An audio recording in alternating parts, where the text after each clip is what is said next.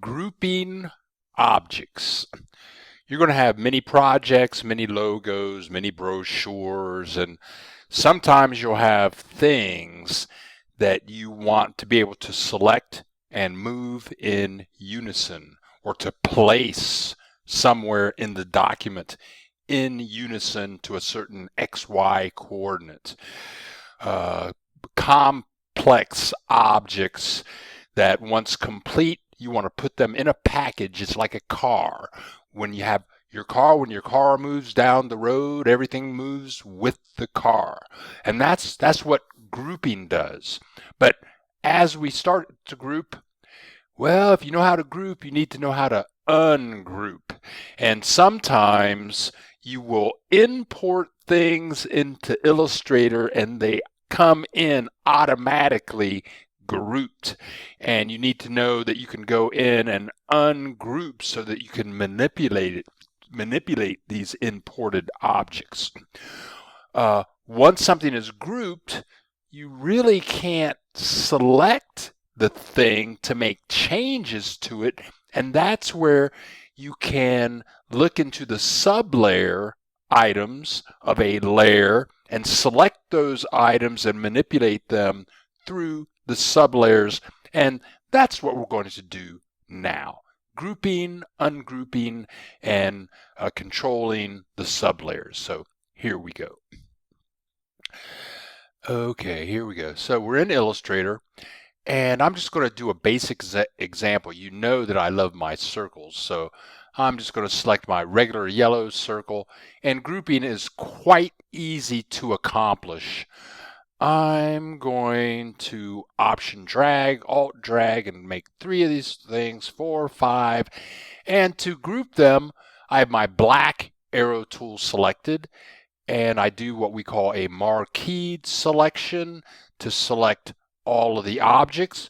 And it's as simple as going to the Object drop-down menu. The third option is Group. That's it. They're all one group now. Now if I click on any one of these things and drag any one of them, they all move in unison. I can see my bounding box, and again, if you don't like seeing the bounding box, you can hide it by just going View, Hide Bounding Box, which is down here. But I'm going to leave that alone. As a group, if I want to scale all of these guys together, I can make them all smaller. If I want to scale them up, I can make them all bigger. There you go. That's grouping. If I don't want the group anymore, and notice I just click on one, they all become selected. But if I don't want them grouped anymore, I just go Object, Ungroup. And you can tell that they are ungrouped because now ungroup is grayed out. When you select something and ungroup is grayed out, they are no longer in a group.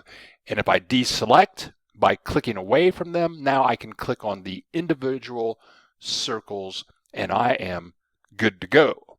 But there's more. Let's go in here. Let's group these guys. Object group.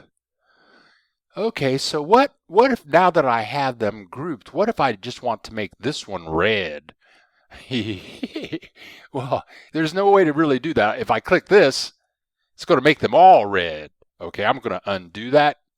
Command Z, Control Z on the PC, but if I want to change the color of one of these guys, well, then that's where I would go into my sublayers. And notice now if I go into the layers palette, click my little arrow, well, now over here it says group. I can make my layers palette wider so I can read what's going on. And notice it has put this sublayer and it says group. So if I expand that, wow, now I can see everybody. And now I can click on these little guys until I get the one. Notice if I come out here and click out here, it selects everybody. Everybody's light. Everybody's rectangle is selected. But if I just click this little circle right there, and maybe you're confused. Maybe you don't know which is which, but you can see as you click on these little circles, you can see which one lights up. So if I want to change this one, it's selected. It's the only one that is selected. I can click this one, and if that's the only thing that I want to change, I'm good to go. I can collapse the group, collapse the layer, and now we still have a group, and that's grouping, ungrouping, and targeting the objects through the sublayer of the grouped layer.